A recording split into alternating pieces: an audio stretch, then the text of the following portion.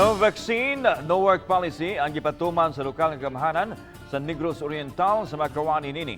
Sa iyang memorandum order gimando ni Governor Ruel Digamo sa tanang department heads appeal ang Chief of Hospitals nga require ang mga walay bakuna nga may empleyado pagsumiter og explanation nganong wa mo pahimos sa vaccination program sa gamhanan.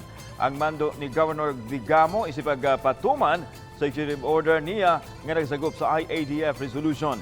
Require na usab ang mga unvaccinated employees paglusong og negative result sa RT-PCR test matag duha ka semana. Sa labing uhang talaan sa Provincial Health Office, 37.1% pa lang ang fully vaccinated sa Negros Oriental.